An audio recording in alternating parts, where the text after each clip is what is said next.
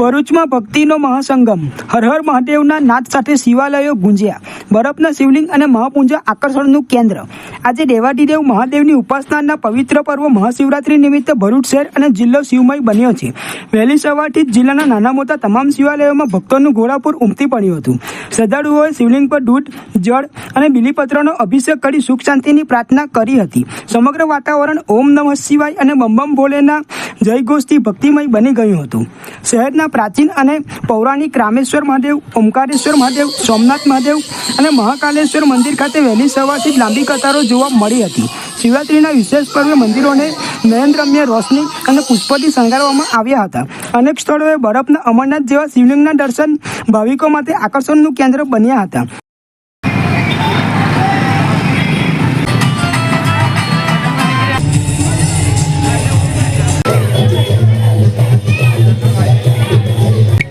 જય મહાદેવ। દર વર્ષની જેમ આ વર્ષે પણ મહાશિવરાત્રિના આ પાવન પર્વના દિવસે જય મહાદેવ ગ્રુપ દ્વારા શક્તિનાથ ચિલ્ડ્રન પાર્ક ખાતે બરફના શિવલિંગનું અને ભાંગની પ્રસાદીનું આયોજન રાખવામાં આવેલ છે। જે ભાવિક ભક્તો કે જેમનાથી અમરનાથની યાત્રા ના થઈ શકતી હોય તેવા લોકો માટે આ ખાસ આયોજન રાખેલ છે અને ભરૂચની ધર્મપ્રેમી જનતા માટે ખાસ આયોજન છે, જેથી દરેકને આ પર્વનો લાભ લેવા અને આ વિશેષ બરફના શિવલિંગ અને ભાંગની પ્રસાદીનો લાભ લેવા આમંત્રણ પાઠવીએ છીએ।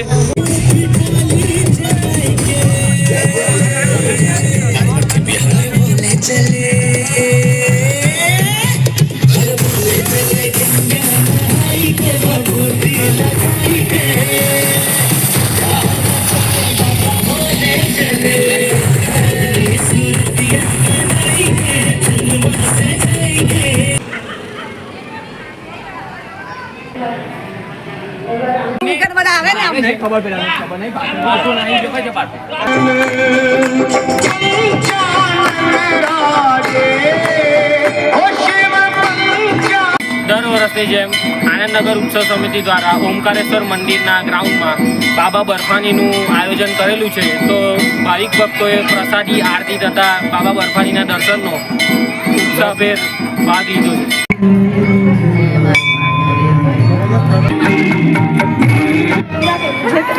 જય મહાદેવ।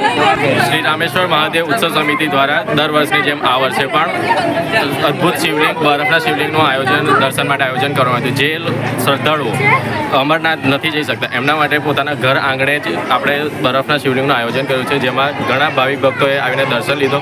ત્યારબાદ અમે ભાંગની પ્રસાદી અને ફરાળનું પણ આયોજન કર્યું હતું।